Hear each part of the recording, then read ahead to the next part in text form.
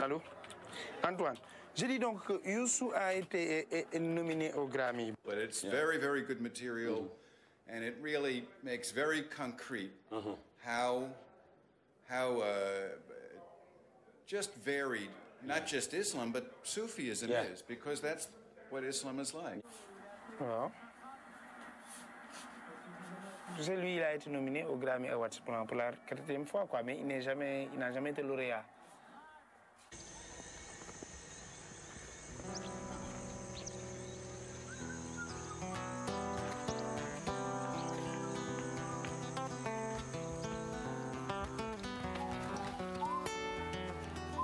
Alors? Ça va bien? Nice. Ça va. Donc là, je suis...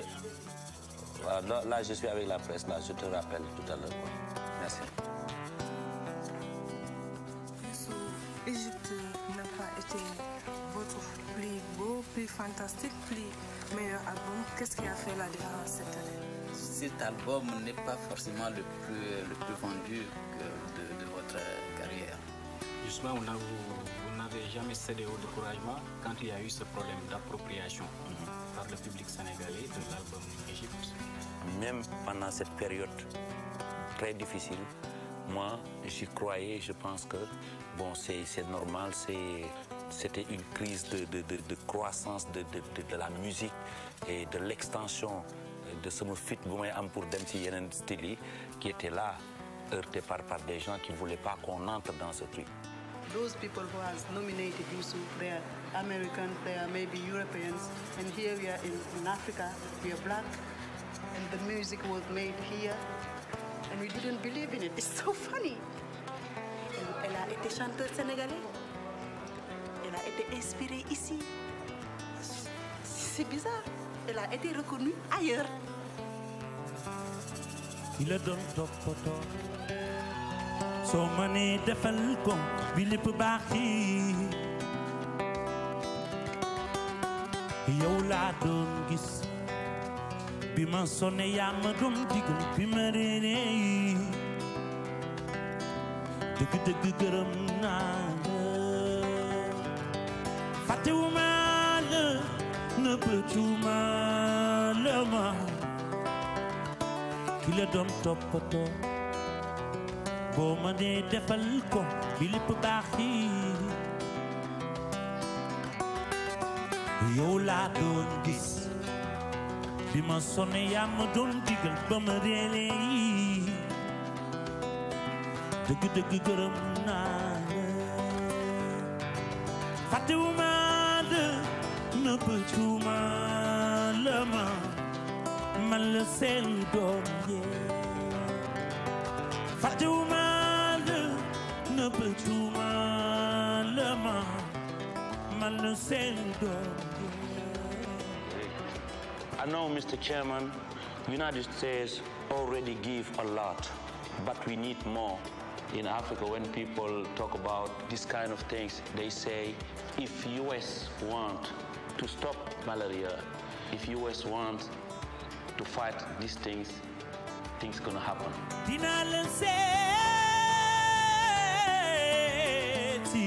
ñu waxtaan ma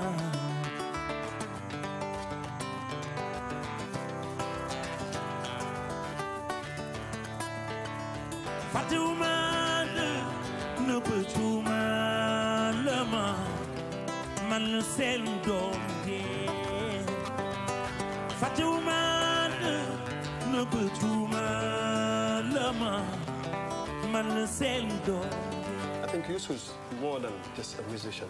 It's like a moral leader, you know, one of the 2 or 3 most important person in Senegal. Si panatiti so panatle le. And that you cannot have. I mean, you can have a hit record in America or in Europe, but certain things, man, it's just unique, you know. Long time ago, I was listening to radio and someone say the music, entertainment things, they don't have nothing with the religion, Islam religion. And I was heard, when time arrives, to make it You make it and you change things.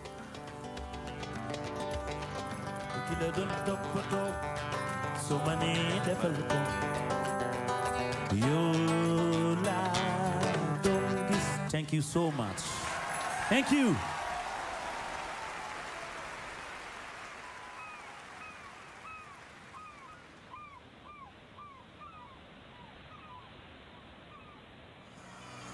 Alison Krauss, Chris Christopherson, John Legend, Jennifer Lopez. What's the Lonely Boy? The big things I never had. The music, since 30 years in music business. I'm always fighting to tell people here in Africa, it's possible. I think, you know, if I win, comfort my position and saying, yes, it's possible. You can make it.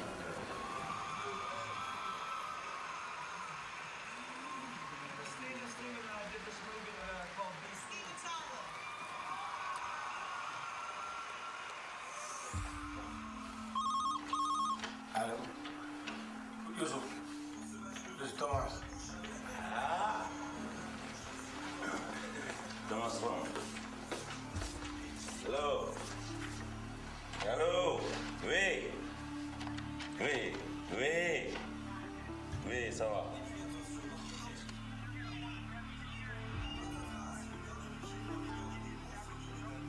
No. Hein? Who win? Non. Non, je sais pas. Ah, enfin.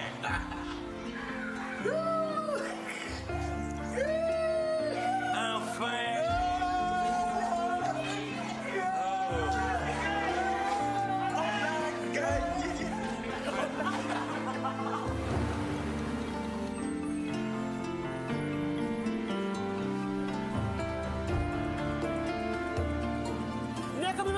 guddi la maa ngi def yaram ne waaye dama doon yokku ci sama néeg.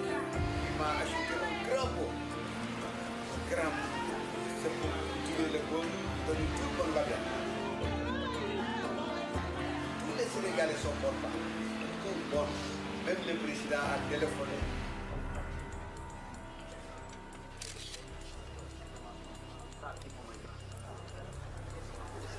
Vous faites passer le sac de 5 ans. Voilà. Il faut que je laisse. Voilà. Oui, oui.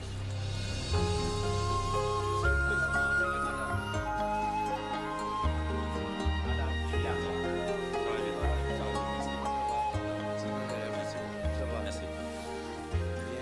Et les mandours sont pas potes. Ça va? Ça m'a une leçon. Oh, il faut un peu... C'est trop calme, là. C'est trop calme. C'est trop calme. Bon, j'essaie d'être dans une salle avec des milliers de personnes. Quand on les reçoit, généralement, on arrive, on rigole. On arrive, on dit, bon, je remercie le bon Dieu. Je remercie toute la famille, mes collaborateurs. Mais je vous remercie, Monsieur le Président de la République, de recevoir nos hôtes qui sont venus avec ce trophée que je prends comme un encouragement. Parce que comme il a dit toujours, nous, on rêve, on essaie de rêver pour changer des choses par le son. Et des fois, on y parvient. C'est pour cela, quand on reçoit ça, on rêve encore.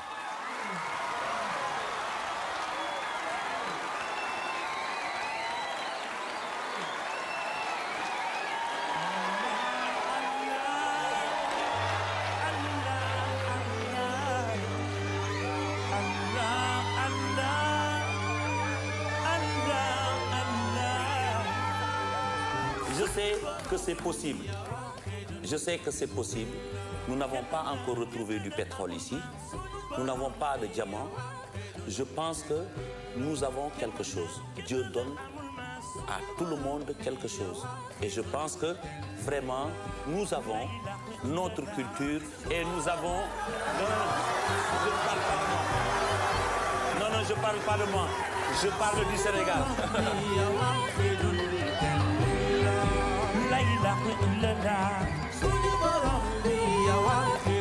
Je sais que aujourd'hui, ce qui arrive dans ma carrière inspire beaucoup de talents. Beaucoup de talents qui se disent sincèrement dara jombuñu Sénégal.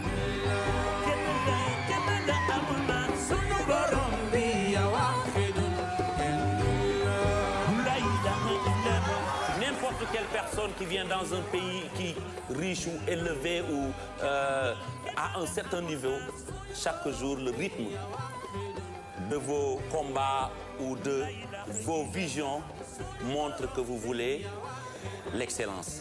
Je sais que c'est possible. La prière, c'est yal na ngeen am lu ko ëpp. Yal na ngeen dem foo gën a kawe.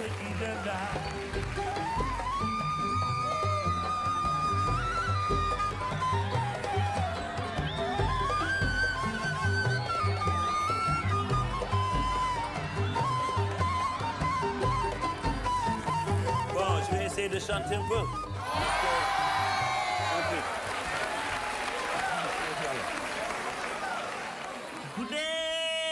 Masa gude, yeni mana konto. Masa gude, wa ye hale reuni ni la ko bege wa. Bismillah ñuy detti doon delu sakku ñaan. Lu ñu wax ñu dégg ko bolek suñuy xalaat. Si tammi de yak xel di soppi xalaat nan boole sunuy xalaat réew mi jëm kanam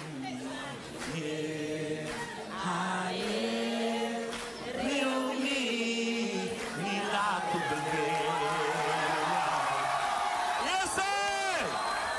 Sincèrement, je ne crois pas que l'album m'a changé, m'a rendu beaucoup plus libre.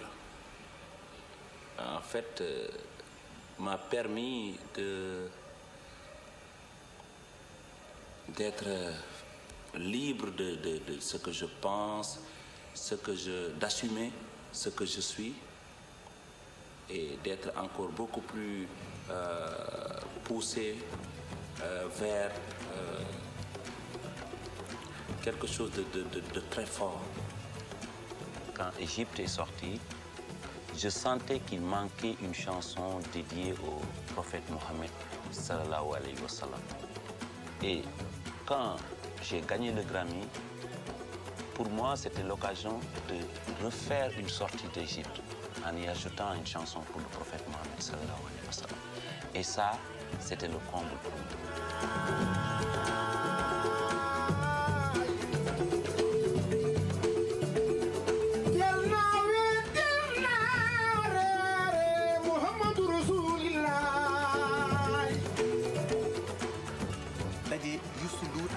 Mbaye kii benn morceau. comprendre ma un petit peu. Moustapha Mbaye. li nga xam ne mooy tàggkatu yonent. Voilà. loo dee di ragal ku la sax boo yàqoo fi dal sama mari wayli wayle jooja waay. C'était une occasion aussi de dire à l'autre communauté qui chante la religion, pour le dire que, en fait, nous tous, nous faisons de la musique. On pouvait chanter ensemble.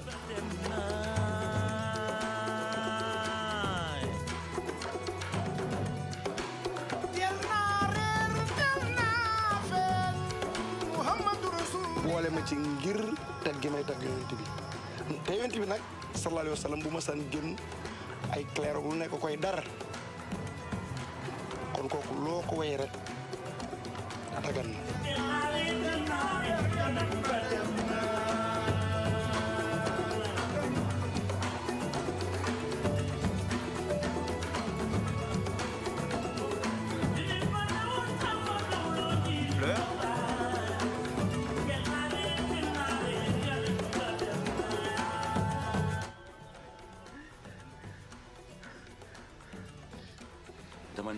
Tout le temps, c'est l'un des plus grands chanteurs fii ci réew mi mais ma ne registre léegi registre amul barrière yëpp sotti na.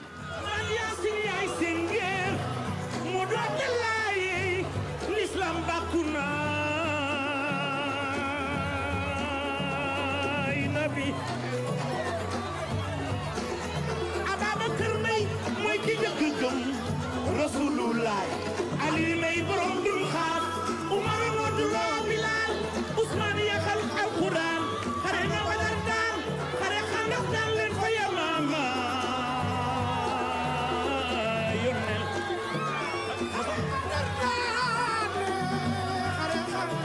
la ilaha illallah oh tatule loloy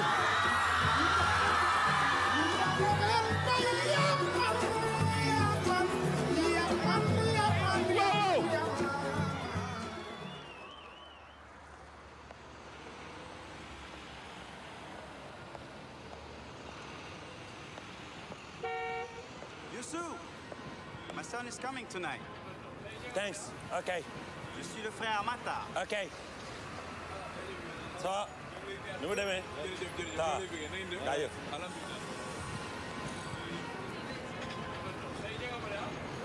D'accord. Jaajëf. Eh, non, comment vas-tu? Ça va. Na mën naa la waay? Ça va bien? Ça va. Nice, ça va. Tere gars yi, neen def. Jërëjëf waay. Jërëjëf. Jaajëf. Hey.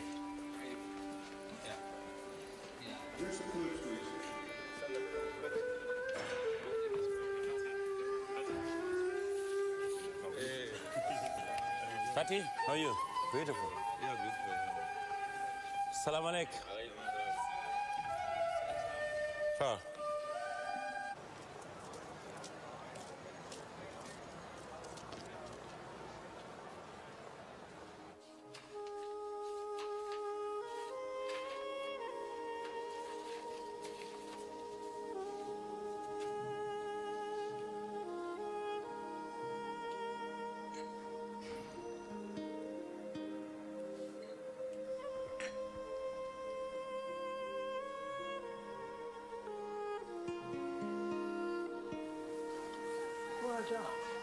Agak makan dafaman, jangan.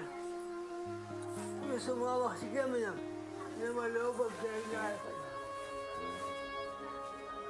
Macam lobak, ini akan rawak. Lobak ini apa ya? Ya lobak kedepan. Kamu nak kita dah kamu cuma lagi. Baik. Bahasa nama